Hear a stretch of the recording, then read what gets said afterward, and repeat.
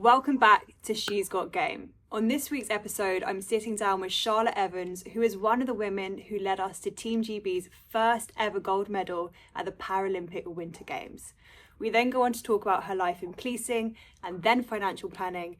This conversation was amazing. We spoke about mindset a lot, resilience, and how it's totally okay to pivot from one career to the next and how to know when to do that. I hope you enjoy.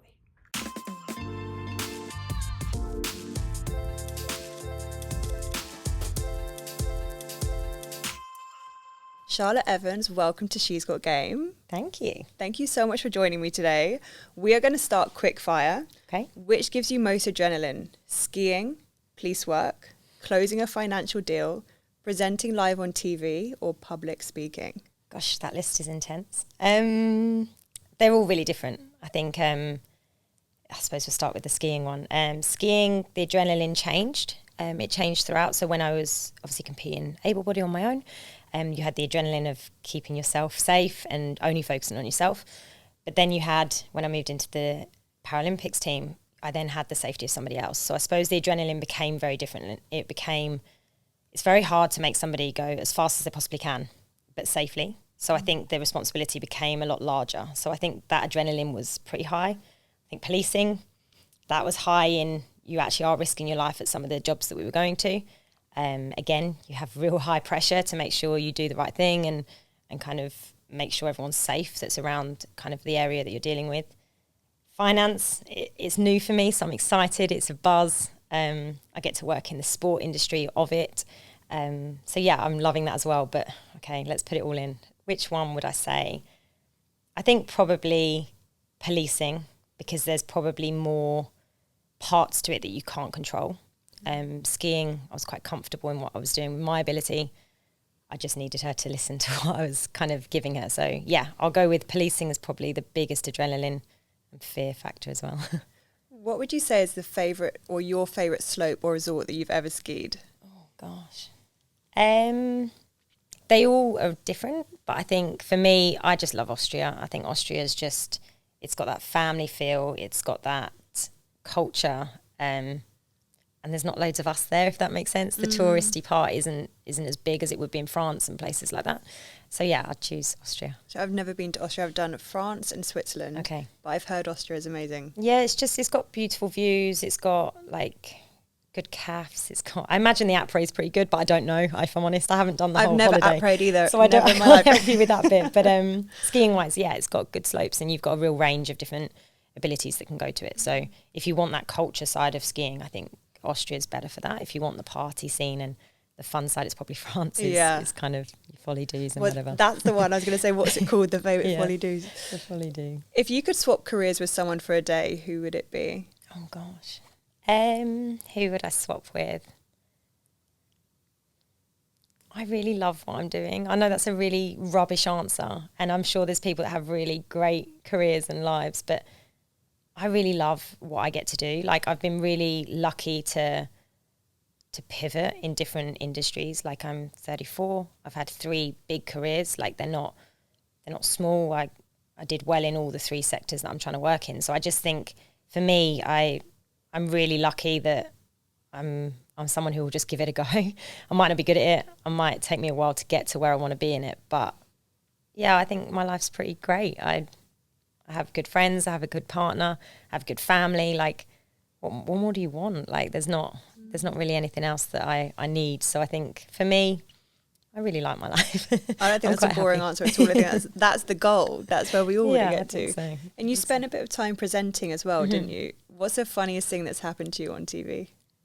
I got absolutely berated pretty much by Big Fat Quiz of the Year.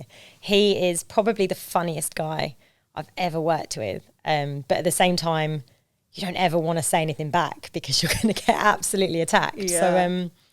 So, he basically, we went on the show and he was talking about have you ever had any crashes or anything like that? And we were like, yeah, like we have. And he basically just was like, what sort of guy does that when you're crashing? And so it became this whole story that then became, I was useless at what I was doing. So, but he was very funny and he just, he put everyone at ease. And I think someone like that it's a real skill to be on the spot with being funny. I think that's, don't know, it wouldn't be my back. But yeah, that was probably our biggest intense moment, I suppose, but funny for everyone else, but probably not so Not much for you, me. yeah. I was annihilated, but it was funny for everyone else. So. And then on the line of guided skiing, which Paralympic moment would you relive if you could? The gold was amazing for us. Like, everyone always brings up the gold. They always say to me, God, it must have been the most fantastic day. It must have been everything you've ever wanted, blah, blah, blah. But I only had relief on that day. Like, there was no excitement. There was no wow. It was, thank goodness that's happened. So we'd had a really poor downhill the day before. And I'm one of these people that if something's not going well or it's not going to be working out, I'm happy to take the feedback. I'm happy to reassess something and go, that didn't work. The downhill was the perfect run and we came last. So I struggled with that because I can't pinpoint what I needed to improve. I couldn't pinpoint where we needed to be better. And so I struggled with that concept of coming last in the biggest stage. We had to go through a media frenzy, obviously, at the end. You've seen them on TV. It's quite intense. And we went through, and I remember a reporter saying to me, Charlotte, this one's for you. And I said, okay. He's like, everyone in Great Britain's got up this morning to watch this performance, and that's how you've delivered. You've disappointed your country. You've let everyone down. What have you got to say for yourself? And I remember at that point just thinking, gosh, I'd forgotten that everyone watches this. Like, I'd forgotten that millions of people are watching a Paralympic Games. Like, I was there to just do a sport, win a gold and go home. So I think after that day, it was the Super G then came. And I think for me, yeah, it was just relief. It was relief that we did have it there. It just didn't work out for whatever reason that was. It didn't work out that day before. But we had the skill there. It just needed to kind of come together on the day instead. Yeah. How did you respond to the question that he asked you?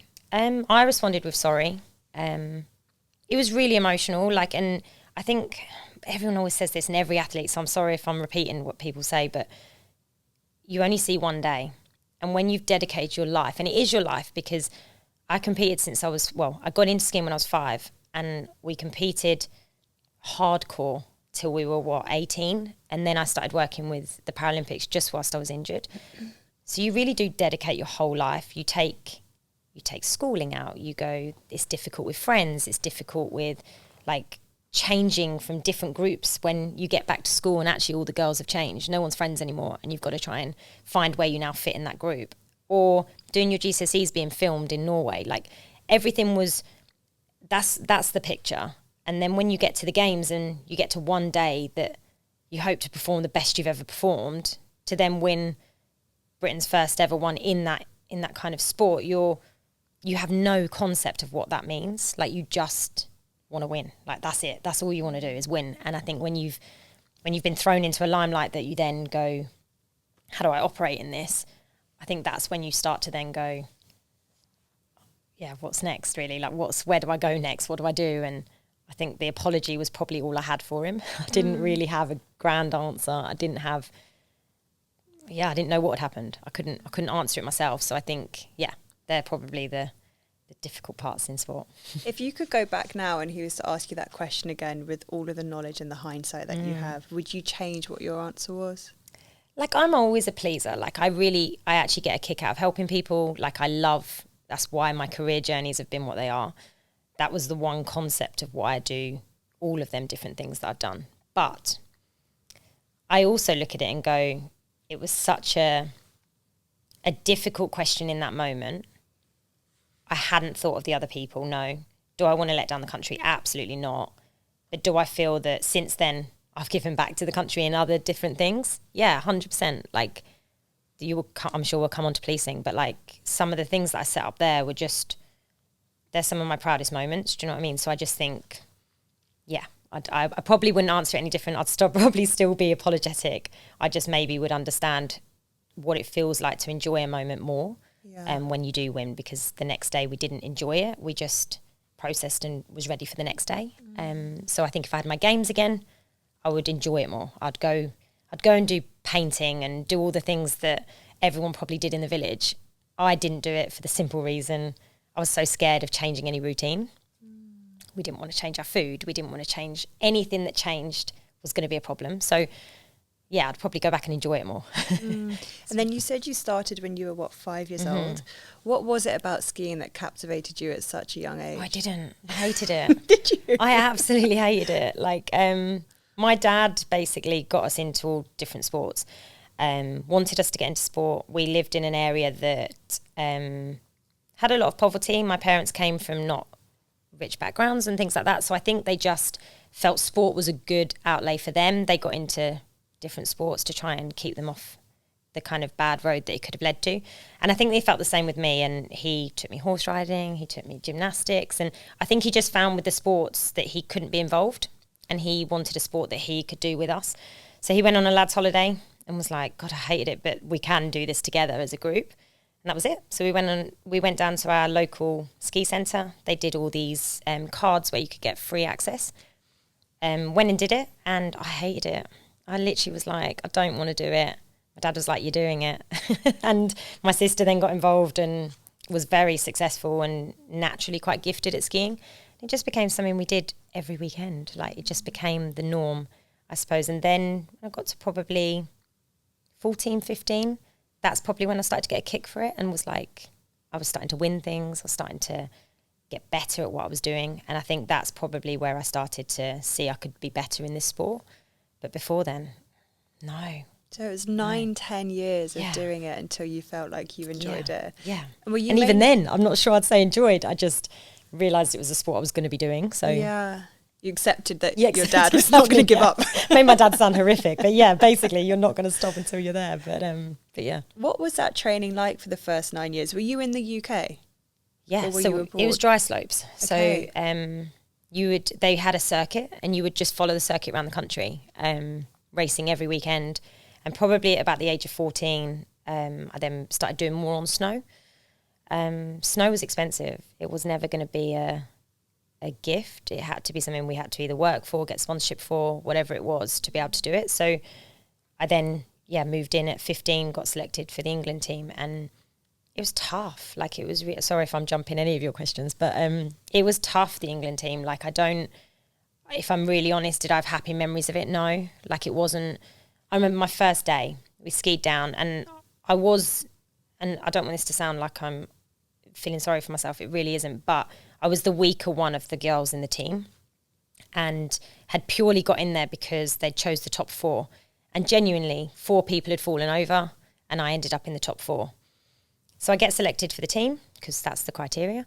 And I turned up on the first day and the coach pulled me to one side and he was like, Charlotte, he's like, I just want to speak to you about what's going to be going on. And I'm like, okay. He's like, you're not good enough. I don't really know why you're here. You've got 3 weeks to try and get better because you're not coming back. But yeah, make the most of it. Take as much as you can and we'll go from there. And I remember at 15 just nodding and being like, yeah, no, I'm really grateful to be here, like really happy. And actually, yeah, like I probably wasn't good enough to be there, but would we talk to people like that now? I don't know. I don't know. I'm not an athlete now. I hope not. You would hope that people would maybe word it differently or maybe just think what's the best to get out of somebody, because I was really shy and really timid at that point in my life. So I think it could have gone 2 ways. That could have been I don't ever want to ski again. Luckily, well, I say luckily, yeah, like my dad was quite pushing and getting us into sport that actually I wasn't going to leave the sport. But yeah, if he hadn't have been like that, I think I probably easily would have been like, this isn't my sport. Like, this isn't what I need to be doing. So yeah, England team was hard. It was a tough gig.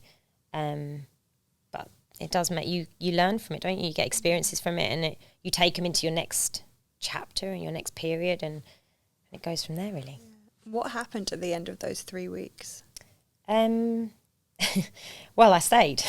I ended up as English champion and he ended up giving me the trophy. So you can imagine the delight in my face when he had to give it. But that's just resilience, isn't it? Like, there's no magic power there. There's no, she all of a sudden got really good. It's just sticking to something and sticking at it. And I think that's all that really happened. I just continued plugging away and trying to get better. And I wanted to be better. I wanted to be the top girl. I wanted to be the one that won everything.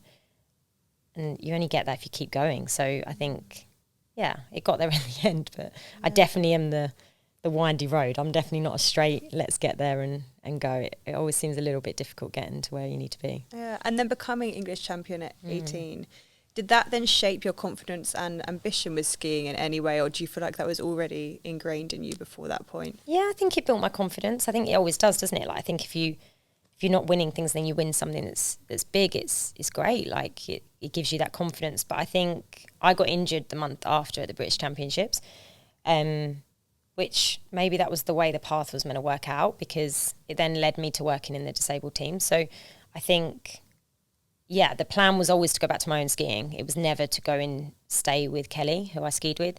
The plan was always to go back. It just didn't happen, I suppose. It just, how paths happen, but it didn't. And I ended up where I was now. Yeah. How did that injury influence your perspective of the sport? It was the sport. The sport is always known for its ACL injuries. I was probably lucky that I got to 18 and didn't have any other injuries. I think it delays you. I think injury is always a difficult one. I think as an athlete, you pray it never happens to you. You pray that you can just get injury-free the whole time. I still do it now. When I go for a run, I think, oh God, please don't get injured, because then it stops and you have to wait, and I'm impatient. So, it's rubbish as an athlete. But I also think the ACL injury was a lot easier to deal with than when I hit my head.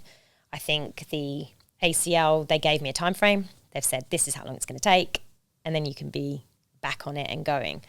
The head injury wasn't like that. So it was no one had the answer for me.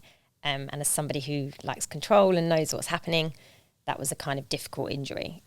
But injury is tough, but it is part of sport. Like, I think now where I work in finance, we pride ourselves on that part, is making sure that we do plan for things. We do plan the future for these individuals, and we don't end up randomly getting injured and going, gosh, now what? And it's them uncomfortable conversations you've got to have. Whereas as an athlete, I think we just avoid them and pray they don't happen. But actually facing them and having plans is sometimes the best option. Yeah, and then when you had both of those injuries, did either of them cause you to see skiing in a different light at all? The head one, definitely. I got a lot of backlash with the head one. That was in the Paralympics team. And all that had happened was basically when you're working with a visually impaired athlete, when they come behind you, if they're heavier than you and they're in your slipstream, when you're on a flat, you have nothing to speed yourself up. You are the weight you are. That's what it is. And Kelly was a little bit heavier than me. So I always knew that whenever we were working on steeps, it was fine. There was never an issue. That's about technique. But when you came onto the flats, I had to always make sure there was enough distance between us. So she was practicing behind me to come out of the slipstream and come back in. And her depth perception was never great. And I think I didn't know this is what she was practicing behind me. So I hadn't checked her, and she just caught the back of my ski. And I don't really remember much of it. I only remember shouting emergency stop. And I remember her then, me facing the opposite way than I was when I started, and her kind of over the top of me. So, wow.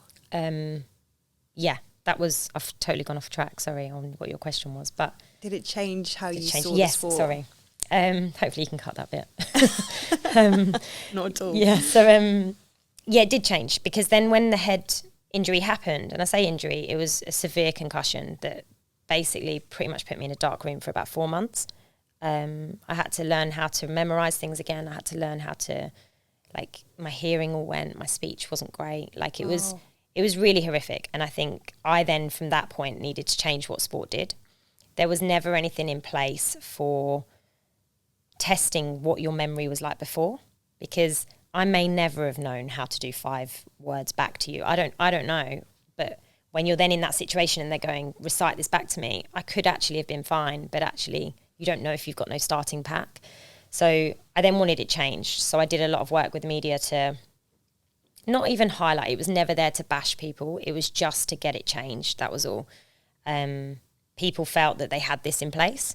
I personally felt that if you haven't got it on your biggest national team, then I don't believe little kids at the age of 12 are able to have that in their academies. So it did change things. It got people thinking. It got people now taking these tests before the kids hurt themselves. And I felt that at 22, if I couldn't tell my coach I wasn't well, A 12-year-old was never going to do it. So yeah, I did get a bit of backlash on that, I think, just in regards to people felt we had that in place. I didn't have it in my team. So even if we changed it in one, then that was a good move. So yeah, it did change me. It made me realise I was more of a product than a person. It made me feel that I didn't know what I was doing in this sport anymore. And I think I always had two boxes. You have the politics of sport, and then you have the sport you love. And when them two boxes become one, I think that's a problem. I think it's a time to leave, and I actually think it's a time to refresh into something new. And I've taken that with me in every job I've gone to. I'm not a negative person. I think I'm quite positive. Like, I can always find a route to get somewhere that we need to go. And I think when you then join them up and you can't see the route anymore, I think it's time to then start again and refresh. So yeah, that was my turning point in skiing, was it's now time to try something new and divert.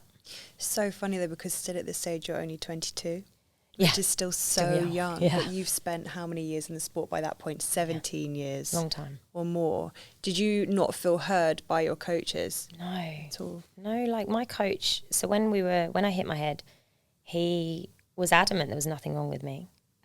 He had us skiing for another 2 hours. And it was only when I was listening in the headset with Kelly, I said, Kelly, I'm really not feeling good. Like, I need to stop. And he was having none of it. Like, but I knew if she said she needed to stop, we were going to stop. So she did. She said, I don't feel well. I want to stop. So we stopped. We went down. He said, you've still got a gym session to do. He dropped us off at the gym. And I remember being on the bike and just being like, not feeling like I'm there. Like, it just felt like I was just going to pass out. So I got off the bike and I just sat there, and she said, don't worry, we'll just tell him we've done it. Like, he'll never know. Like, he's not here. So we left it as that. And then I got home that night, and I remember being in bed and I'd rang my partner at the time, and he just said, he told me this after, but I was going in and out of consciousness and didn't really understand why, and then was just violently sick, like really, really sick. Wow. Woke up the next day, and the coach was like, you can go to the hospital, because I dislocated my shoulder. So they said, you can go to the hospital to sort that, but we'll be back skiing tomorrow. I was like, yeah, that's fine. Anyway, went into the hospital. They were like, did you hit your head? And I'm like, no, just like my shoulder's in a lot of pain, like that's all. And so she was adamant we needed to stay in. I was adamant I was not staying in. And that's not the right thing to do. But in the same time, I think you're scared. You don't really speak the language that well. I wanted to be back home. We did have doctors. We did have physios. We had everything on camp with us. So went back to the hotel, and he was like, you're fine. We're going back skiing tomorrow. And I remember sitting at dinner, and he was like, I think he asked me something like, how are you? And I just burst into tears. And luckily the psychologist that we'd been working with her for like 6 years or something. She was like, I've never watched this girl moan. She was like, she had 3-degree burns on her arm. She's been injured in loads of things, and this girl still skis. She still competes. Like, I'm telling you now, like, if she's crying, there's a problem. And he was like, I don't really care. Like, and so she took the decision. She booked the flight. She sent me home. And thank God she did, because I then ended up in a really bad way for quite a long time. And he just would send messages to the head specialist and be like, she's injured her back. This has nothing to do with her head. You need to get her back out. Like, we've got world champs coming up. She needs to be there. And that pressure, like, and I did feel pressure. And I look at it now. I'm 34. Like, it's a very different mindset than what I was at 22.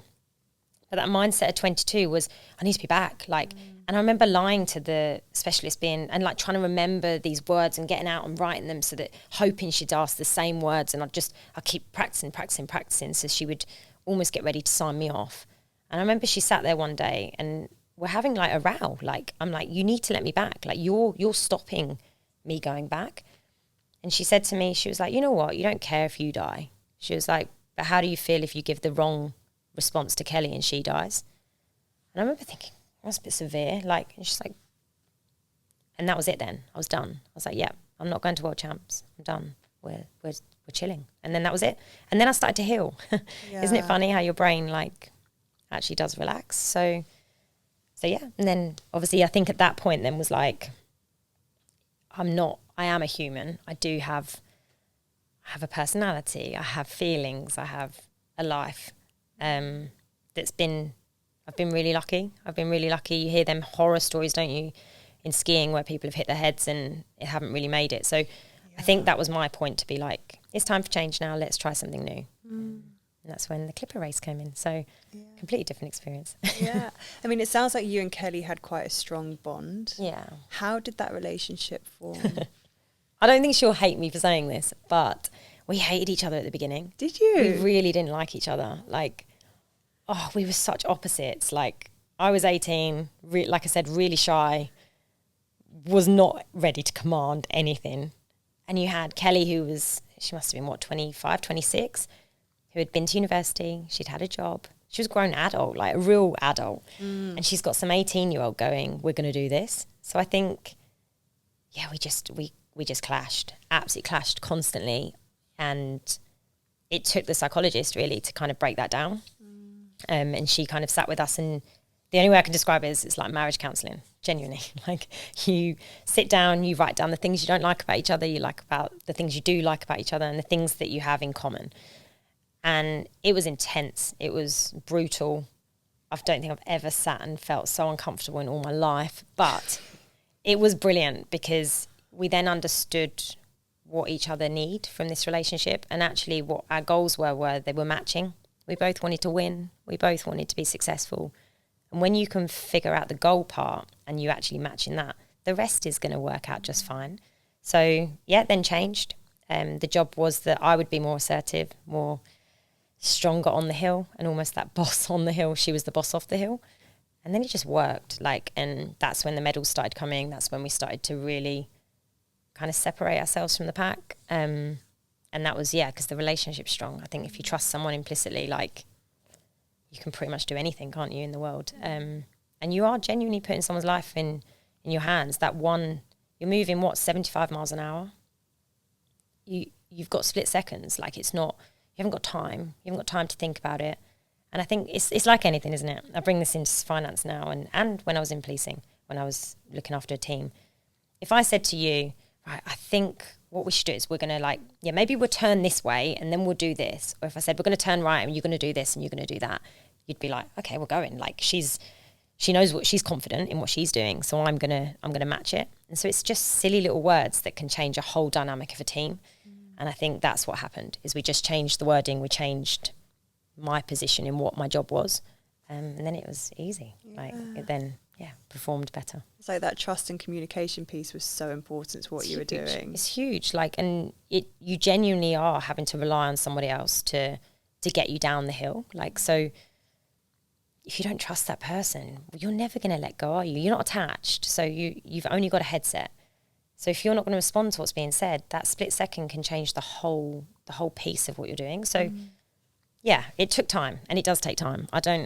Everyone always says to me, who would you have guide you if it ever happened? And probably my sister's the only one that I know would keep me as safe as she could. Yeah. Well, she didn't have that. So she's then got to rely on a randomer that she's never met before, who's 18, super shy. It's not a great combination to start with, to be honest. But it's fascinating. It's a really interesting combination. Not only the power dynamic of being younger and her being older, but also the fact that you were shy and then had to grow into this change, assertive, almost person. Introvert to extrovert. But now you wouldn't think I was shy. No, everyone would be in shock if they said. But actually, I am. Like, my actual comfort side is you just learn to perfect it. I suppose you have to, and you know when to turn it on. Yeah, and then when you go back to your normal life, you go back to being quiet and shy or whatever. So you just need to turn it on when it's needed. And then winning gold was a historic day. What do you remember about that day?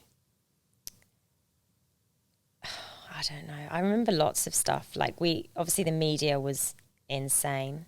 And I know this sounds such a cop-out answer. I genuinely didn't know I didn't know about that history part. It was just win the gold. Like, we didn't know, and we had a really disappointing games for us. Like, and that again, everyone goes, God, but you won gold. Like, we wanted 5. Okay, so the goal was 5. So when you come back with 1, most people would go, wasn't great then. You don't realise that how big it was until we got home. And I think probably when we got given our MBE, that was kind of the first step of saying this was a monumental moment. But when we did it, we just were like, oh, yay, like, finally, like, we did it, it's great. let's do it again tomorrow, like straight back on the horse and go. So what do I remember of the day? I remember everyone crying. I was like, don't know why everyone's crying, but everyone's crying. All our family were crying. She was just happy. I think we'd spent, obviously, like I said, the day before was just so miserable. And I think that takes a lot. I think you learn a lot about yourself when you get put in them moments where you just have a decision to make, which is you either attack it and go again or you don't. Like, they're your two options. And I think hats off to people that can do that, because it is quite hard. I think, like, for you to, when you fail at things so drastically in front of everybody, and it isn't a big deal, no one actually cares in the grand scheme of life. No one cares who's winning anything at any games. But for you in that moment, it's huge. And you think, and when you have people who are highlighting that you've let people down, you think it's huge. But if I look back now, I'm like, no one cares. Like, no one, you're just doing a sport. Like, it's cool you do a sport. The rest of the world's still ticking around just fine with whether you do well or don't do well. Yeah. But for yourself, it's that pride to do well. I think a lot of people listening have probably had experiences where they've not done well in something they were hoping to, and then they've had an opportunity to go again, but they've struggled to reframe that mindset. Yeah. And I know you said it's like, right, you either attack it or you don't, but actually that's so much easier said than done. Oh, absolutely. How did you do that? I think, look, nobody's ever going to be fighting your corner, really. You have to be your own cheerleader. And I'm not sitting here at any point saying I'm super confident, I really believe in everything I do. Absolutely not. I will probably be your biggest critic or my biggest critic. I lack confidence sometimes in some of the things I do. The one thing I will say about myself is I'll always try. And I think that, for me, it doesn't matter if you're doing sport or if you're in business or if you're in whatever you're doing. It's about trying. And actually, if you feel you've absolutely put your best and put your all into everything, no one can ask for any more from you. But you have to put that mirror up. You have to actually look in that mirror and go, did I actually do my best or did I not? And there's times when I haven't. There's times when I've looked and gone, you didn't deserve to get that because you didn't do that, or you did do that. But what I will say is, no one's going to give you anything. No one's given me anything. I think I've always had to feel I've got to, like, put myself out there or fight for what you want, really. But what I will say is that the opportunities come and it's choice whether you take them or not. And some people won't. Some will go past and you'll think, oh, what if I'd taken that track? What would have happened if I'd done that? But it's done now. So you then have to make the new tracks. And for me, I started it off with this, is the positivity for me. And the minute I'm sitting there feeling negative and not wanting to get out of bed, it's time to move. And whatever that movement is, it doesn't have to be big, it doesn't have to be small, it can be whatever you want. But you have to move. I have lots of friends, especially in policing, to be fair, like, they will moan for the rest of their lives about how miserable they are. I just don't want to do that. Like, I don't want to live a life where I'm miserable or I've missed it or I've got to the end and gone, is that it? Like, because no one's making you do that. Like, you have a choice. And so that's probably where I get to a point. I always want to be good in what I've done. I did 7.5 years in policing. Like, it wasn't a quick turnaround, but I knew it was time. The crossroads, and everyone's been at them. We've all been there where the crossroad happens and you go, do I move now or do I stay? And that decision is never wrong. It's just got to be personal to you of what you want to get out of it. For me, when that crossroad comes, it's time to move. And it was a great move for me. Like, I'm really happy in what I was doing. You've asked me who my favourite or person I would like to change and trade lives with. I don't, because I don't ever feel that I'm really lucky. Do you know what I mean? You have these horror stories of people that have lost people around them or have these horrific illnesses, and I think I've got none of that. I've literally got everything that somebody needs. And is my world luxurious? No, it's really simple and really basic, but I'm really okay with that. Like, it doesn't have to be this extravagant sense, if that makes sense. And then, so you hit crossroads at 22 and then again at 29, 30? Yeah, so... Is that right? Yeah, so I didn't join the police till 2017. Okay. So I had a break. After the games, it did go a bit nuts. And you're not ready for that. Like, I'm talking 4 or 5 speeches a week. Like, it was intense. And no one teaches you. No one says, this is what you do. This is how you perform. This is what your speech should look like. This is how you frame it.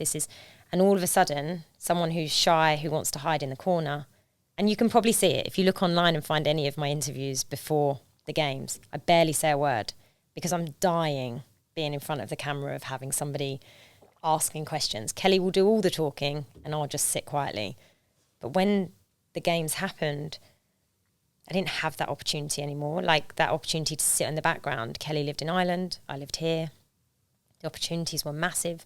And I would, again, that crossroad comes, do you take them or do you leave them? It was the best thing I ever did. Like, it absolutely taught me to be bold and kind of make my new pathway that I wanted. I think, was it easy? No. I remember, oh gosh, it was awful. I went to this event, a rugby event, and one of the first ones, and I got there and I turned up. My mum's like, and I'd rang my mum before I got in there, and I said, I don't know anyone. She's like, you'll be fine. Like, it's just an event. Like, you just eat dinner and it'll be fine.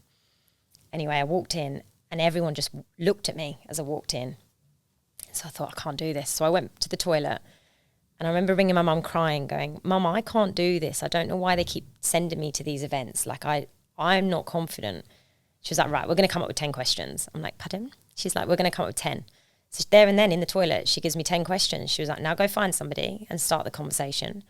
And that was the start of the 10 question for me. Like, so that became a thing, that became a backup. I still use it when I need it. And then I just learned, I suppose, to develop that and go, right, now listen to what they're saying to me and jump on what they're saying. But that took years. Like, I didn't go to one event next and go, oh yeah, I've got my questions and I can have a conversation. No, you just tap into them maybe. So if there is anyone listening who's super shy and they just feel them sort of situations are their worst nightmare, but they have to do them, just maybe think of some questions, think of some in your back pocket, and then start jumping on them and listening to that kind of process of it. Because now I can't imagine ever putting me somewhere where I couldn't talk. Yeah. Is it choice? No, not always. I actually quite happy to be quiet. But when you're at an event and you're speaking at an event, people want to talk to you. They want to know the questions that they weren't confident enough to ask when you're doing the speech. So you have to figure that out. So I think if people are working in business and things like that, and people are saying, let's go to this event, I still, to this day, I promise you, I go to events and I take a massive deep breath. Today, prime example, Jamie will tell you, my agent, I'm quiet. I'm like, I've got nothing to talk about because I'm nervous or I feel uncomfortable. So you then have to, either rely on other people that make the conversation for you, or, you have your 10 questions in your pocket. I mean, for what it's worth, there's no way in hell I would have ever guessed that you were nervous. There we go, You're exactly. so good at this. But it's an act, isn't it? Anybody can be whatever you want. Like, if I come in and I learn, to be fair, the confidence side of my personality came in policing. I realised quite quickly that I was super young. I'd been promoted quite quickly, and I was now looking after hundreds of people that now were 30 years in the job, and they've got this young girl that's turned up and she's going to tell me what to do. And I think I just learned then that you either start getting bold, Charlotte, otherwise they're going to forget and not listen to anything you say. So I do think life experiences that you go through change how you perform, but I think you just develop it, don't you? You just keep on working on it. But the actual personality, I would say I was quiet and nervous. Not quiet, that makes me, I'm definitely not quiet, but I'm comfortable in my circles. Yeah. And I think outside of that, I have to work quite hard. There's a real theme in your life of being the younger one who's then asking things of older people, and you're almost going, how am I going to do this? And you've done it in both of those careers. And I'm sure, again, when we come into finance in a bit, there are situations where you're doing it there as well. But that transition from skiing into policing, how do you feel athletes can be better supported when they're stepping out of sport? Yeah, I think they should have a team around them. I think we naturally, for me in particular, you get an agent. They usually want you whilst you're in the sport. I know that is changing. It is changing. But actually sometimes you need the support after sport. It's all well and good when you're in it. You've got all the source, you've got all the people around you, you've got all your physios, you've got all of the people that you need. But actual life after sport is really tough. You have to re-identify who you are. Like, my identity was skiing. I was the skier. You ask anybody in my childhood, she was the girl that skied.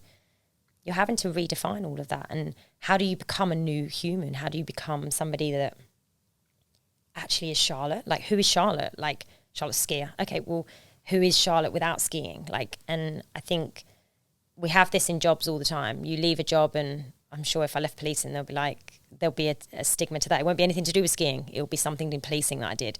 And it'll be the same as you kind of go through your stages. But I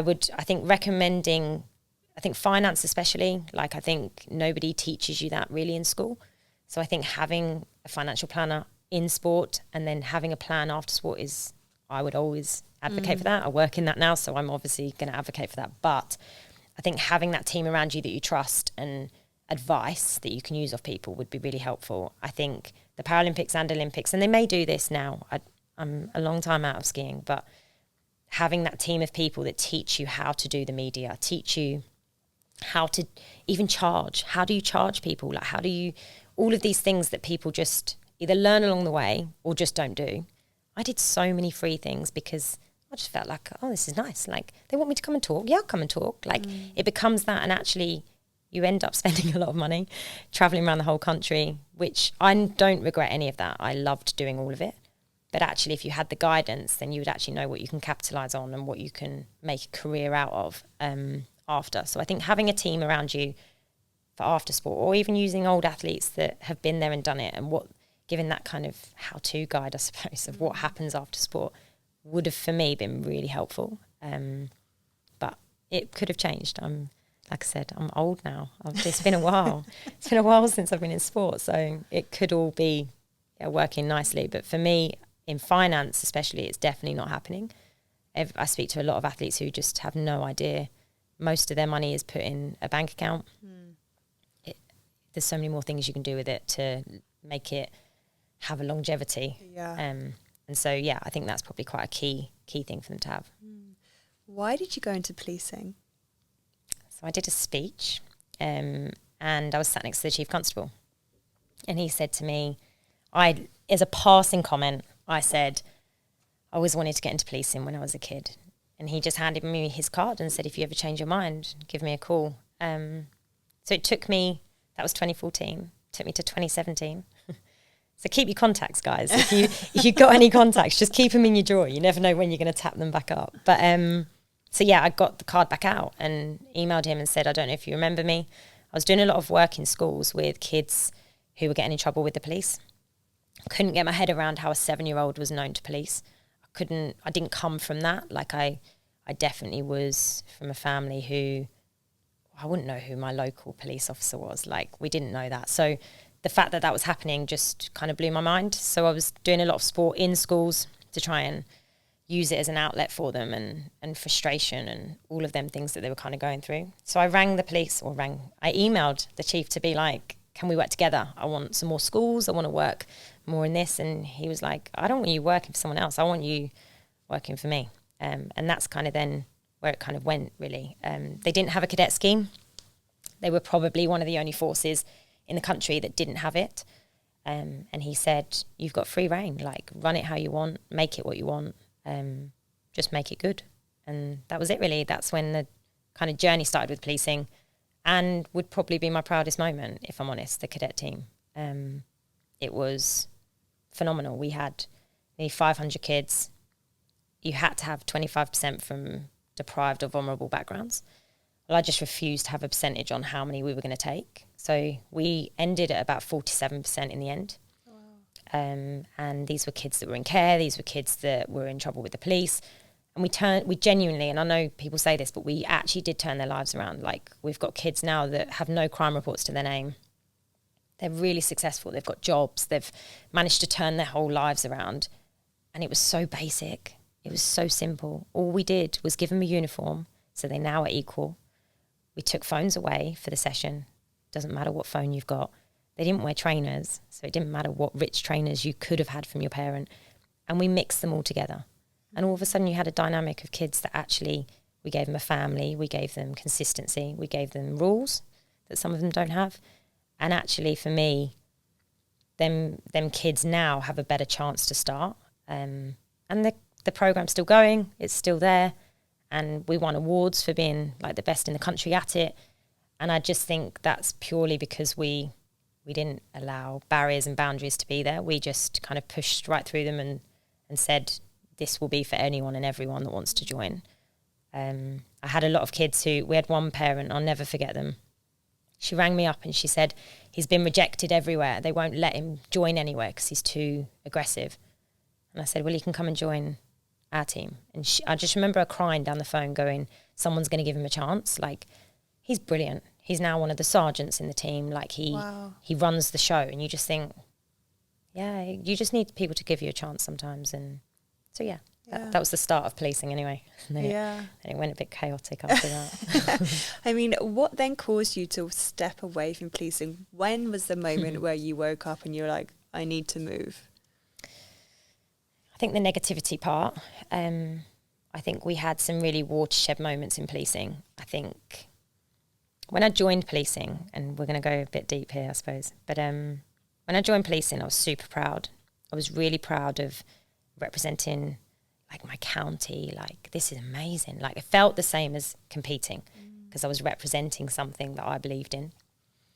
And all of a sudden I watched it slowly change into something that I was now lying what my job was. And lying because, not because I didn't believe in policing, lying because the abuse you got for saying you worked in policing. And I think, for me, I think that was a point when you go, okay, how do I feel that in 30 years, if you get to a certain rank in policing, I personally feel that there's a point when you go, if I do one more rank, I never leave. Will I sit and go, that was the best career I ever did? Or will I sit and think, could I have done more somewhere else? And I had the second one. And I think that was then the point when I needed to start looking at what options there were or what I wanted to do next. But I hear this all the time. People are like, how do you know what you want to do next? I still don't know what I want to do next. But one tip I would give people if they are looking at doing any form of change, you don't always need to know what the job is. Actually, sometimes it's quite easy just to figure out what you want from the job. So I did like a spider diagram and then like put in the center the question mark because I don't know what the job was going to be, but what I wanted from the job. So I wanted to work with people still. I'm really result driven. I like goals. I like money. And so you all of a sudden start making a picture of what that looks like. And once you can figure out what you now need from a job, or like I needed them to allow me to have ideas and run with them. All of these sort of things were really important to me. Once you figure that out, you can then pretty much work a job around it. You can then go, well, does that do that? Yeah, that ticks that one. You're never going to get all of them. Like, let's be serious. We're not living in this world where everything's perfect. But if you can get a good chunk of your order, I think you're pretty much winning in the job you're in. But I think for me, it was that point of next level or move on. And yeah, that was it. Then I just decided I was going to do my qualifications whilst I was in policing, which was brutal because I had a serious job. Like I was loads of responsibility. I had to work long hours anyway. So then doing your evenings with revising or doing exams and then your weekends, it was tough. But it goes back to your point, doesn't it? Like, what do you want from life? Do you want to achieve it? Yes. Well, then I have to kind of put extra in somewhere. Like, no one's giving me it. No one's going to go, there's a qualification. Don't bother doing it. It's yours. It's not happening. So you kind of form that opportunity. So that was it, really. I did the qualifications. Actually found it more interesting than I thought. I thought it was going to be some boring, stuffy finance. Like you say you work in finance, people go, oh, it's the end of the conversation. Yeah. I've gone from saying I don't work in policing because I'm scared I'm going to get abused to then being like, I work in finance. And then they still walk away and go, I'm all right, thanks. But I'm in the luxury position of working in sports. So I suppose I have the VIP part of finance, I suppose. But yeah, it is super interesting. It's amazing what you can do with finance and money and stuff. And so that was it then. It was time to start. I say look. I didn't plan to look, really. I was like, when I'm ready, I'll start looking at jobs. And then next minute I'm handing my notice in and it's time to go. I love that. You just have such a clear head. I love that you know when your love and passion for something is over that it's time to move. Yeah. How did the transition from skiing to policing differ from policing to financial planning? I think I was ready to leave skiing, really ready. Like I was so done with sport. So I was excited about policing. I was super like, I can't wait. This is amazing. Finance, I was leaving a really good job. I was leaving people that I'd known for a long time. I was leaving an environment that was safe, if that makes sense. Like, it's a good pension. It's got like its perks as well as the negatives that come with it. And I think when you're doing well in somewhere and you've worked hard to prove yourself and showcase what you can achieve, I found that transition harder because I was now going to start again. I was now going to an industry that I knew absolutely nothing about. It's pretty complex. I didn't know anyone in the industry. I didn't have your contacts that you can, like, pretty much in policing, I was at a point where I could, no matter whatever the question came, I had someone I could ring to go, what's the answer to this? And all of a sudden I was going to go to an industry that I didn't know one soul in. And I think for me, I didn't want to regret it. I didn't want to get there and go, what have I done? This was a massive mistake. Like, I've left something that I was good at to then, because there wasn't this drastic thing in policing that I was like, I hate it. I don't want to be here anymore. It really wasn't like that. It purely was this is your crossroads now. Are you doing promotion or are you moving? And like I said, the 30-year head was happening. So I think, yeah, that transition was hard. It was hard to join an industry that is fast. It's really fast paced. It's changing daily. Legislation changes daily. It's hard, but I'm now 15 months in, and it honestly was the best decision I ever did. Would I say the first 6 months were? No. Did I regret leaving? No. But did I think I was probably in the wrong industry? Yes. I absolutely felt a fish out of water, didn't know what I was doing, and was, worried. But now, it's like anything, isn't it? You put your mind to something and it does come. And I think if you've got a good team around you and good support, and you can pretty much get through most things. But I am somebody who, it might take me a while to make the decision, but once the decision is made, I'm like, it's forgotten now. You need to move forward. And whether finance wasn't going to work or was going to work, I was never going back to policing. The decision would have been somewhere new. Not at any point was the question of, even when I was struggling at the beginning, there was never a point where I thought, just go back to your comfort. So yeah, I would say that is something I'm quite cold with, that part of it's done now, it's time to move, and you've made that decision. It just may take me a few months to get to that final decision. Was there ever a moment within those first 6 months where, okay, you may not have wanted to go back to policing, but you were tempted to quit? Yes, 100%. How did you stay so resilient with that and keep pushing? Yeah, 100%. I didn't think I fitted. I didn't fit in. I didn't have the knowledge. And my boss, I'm sure, won't mind me saying, we're a really fast growing business, which is ideal for my personality if I'm 3 years in. Not ideal when you're learning, because the steepness of learning is so huge anyway. When people are already above you going at steepness as well, it's really hard to catch. But I needed to give it time, and I needed to figure out what I brought to the company, because was I going to bring technical knowledge? No. Some of these people have been here 20 years. They've got the knowledge, that's it. So I then figured out what skill set I maybe had. And I felt my skill set was, I was pretty good at reading people. I'd done a lot of that in policing. And I felt that I could probably relate and build relationships better than I could do the finance at that point. So that's what I did. I basically just sent myself to every event I could possibly do to build the network, to build that kind of section that I wanted to build, which was sport. We weren't as big in the sport as we were in the music and the leaders in business. And that was it. I then felt like I was bringing something to the table whilst learning. And I think you get two people in life, don't you? You have people that I could have just sat and waited and felt that I just wasn't good enough, and probably lost a lot more confidence than I was already losing. I'd gone from really confident in somewhere to really negative about what I was capable of doing. You can either sit and just kind of go, well, let's just hope the confidence comes at some point, or you can try and figure out what you're good at.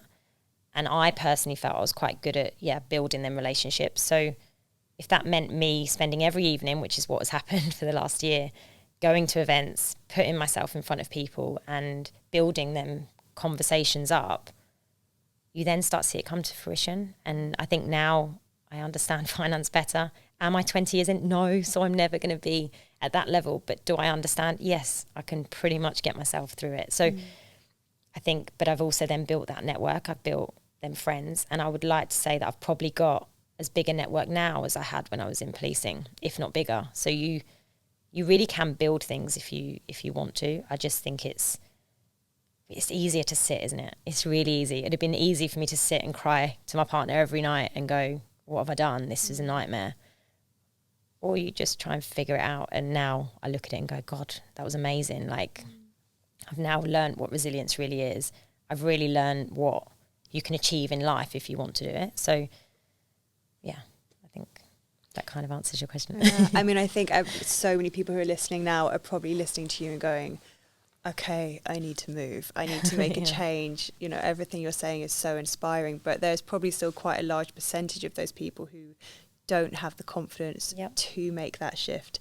If you could just summarize one key thing that's really helped you when there are moments where you haven't felt like you've had it in you to move, but you know you've wanted to, that might help these people, what would you say? Like, it's difficult, isn't it? You have to, there's lots of things attached to this, like money. Can you afford to do it? Have you got kids? Have you got a life balance that actually your current job is helping? You don't know. Like, there's lots of things attached to it. I just personally think that happiness is key. We've only got one go at this. Like, it's short or it's long. We don't know. So actually, do you want to spend the rest of your life thinking, what if I'd done that? What would have happened? Or you take a risk and you actually keep the doors open where you are. You don't have to shatter everything that you've got there. Like, could I ring policing and ask to come back? Probably. Because I'm not going to burn a bridge that didn't need burning. Like, you can still go back, but there is so many opportunities out there. Like, there is so many things you can do. And yes, money will play a part. Kids will play a part. Your circumstances will always play a massive, huge part. But are you willing to do it? Like, I was willing to take a massive pay cut. I did take a massive pay cut.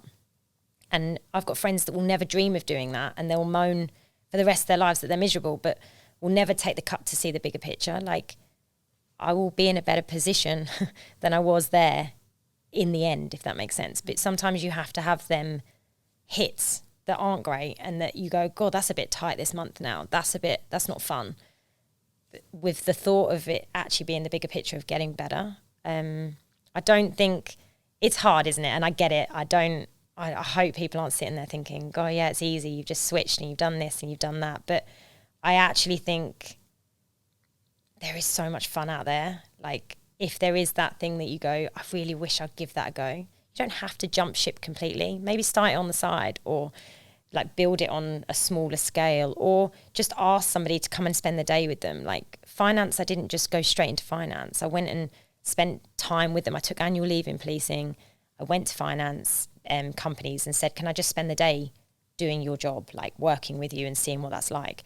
I wanted to know what the vibe was like. I didn't work in London. I worked in Kent. Like, so I think there's always things you can test before you go all gung-ho and fly out the door. But I also am totally conscious of that lifestyle is difficult, and you can't always just make them drastic changes. But I do believe happiness is the most important thing. Money is just something we have to make the world go round. But actual happiness is way bigger, way more important. And I just think if you can find a way to juggle the lot and still get the happiness, I think you're winning in what you can do. And you mentioned earlier that policing was probably the proudest part of your journey so far. But looking back on your journey as a whole, is there a specific moment or era, let's say, that you were most proud of?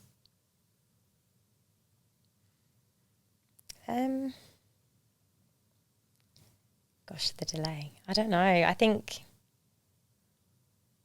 it's really easy to sit on a podcast and say, oh, this is all great and everything's amazing. Like, life isn't like that. Like, and if anybody's listening thinking, oh, she's got it's not a perfect life, I can assure you.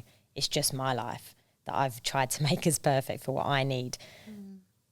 But the proudest moment, it will always be helping others, like it is. Like, and I know that's a real, of course it is, but it genuinely is. if I needed that for this next job. I needed to be able to say that I'm getting a result for somebody. And for me in policing, there was tough days. Like there was people you didn't help and you couldn't help, but actually I feel pretty proud that a number of kids now can have an avenue if they want it.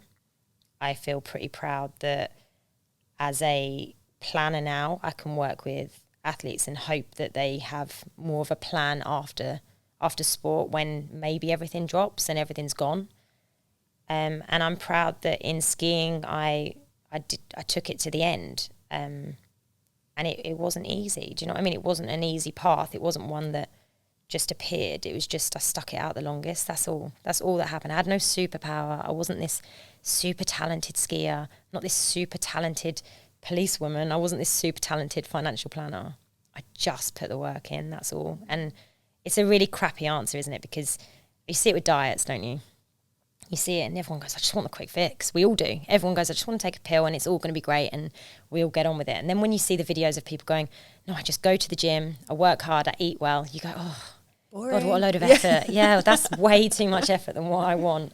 And mine is that effort, I'm sorry. Like I don't have that quick, easy answer where you can just jump into different ships and it's a breeze. It's not.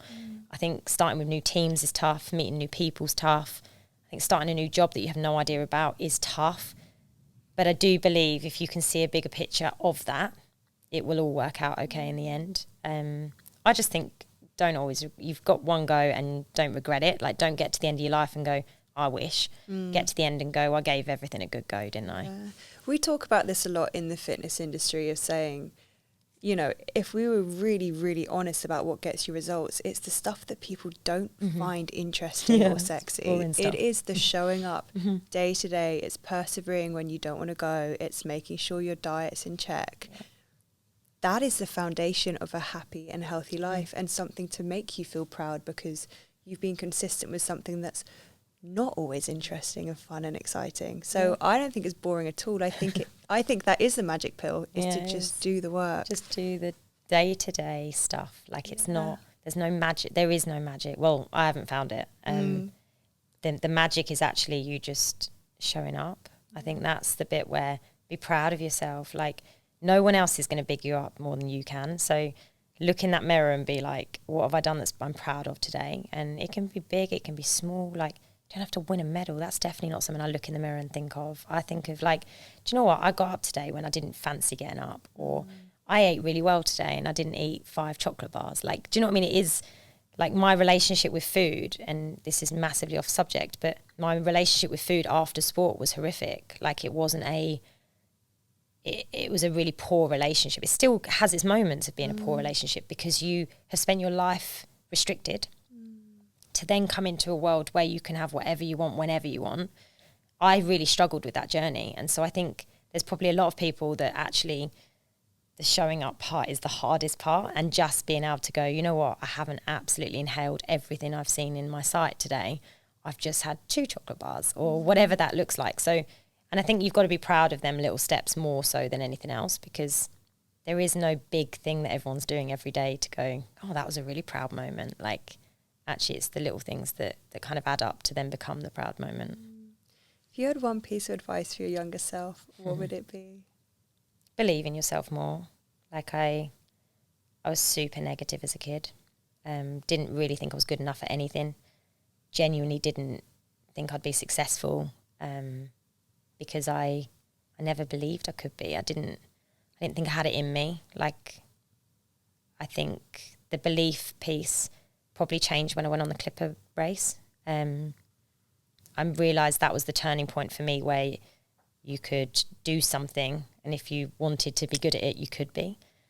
I'd never been on a boat before, and then was like, I'm going to sail this boat with you. Like, and that was a turning point of being like, if you actually want to do it, you will put the time in. So I think, I would tell myself it's going to be fine. Like, anything that's big at that point in your life is not probably that big. Friends will come and go, relationships will come and go, but I think the inner self that you have and the belief that you have in yourself is what will define how far you go in the future. And I think nobody's going to be sat there going, you're amazing, you're great, you're this. Actually, you have to do that bit. And there's days, like, there's lots of days I sit and I go, I don't think I'm good enough to do this. Like, I don't know what I'm trying to say that I can do. But then you take the small things and you go, well, that's a win for today. Let's build on that. So, yeah, believe in myself more as a kid and know that life's going to be fine, whatever happens. You've been amazing. Thank you so much for your time. No, thank you for having me.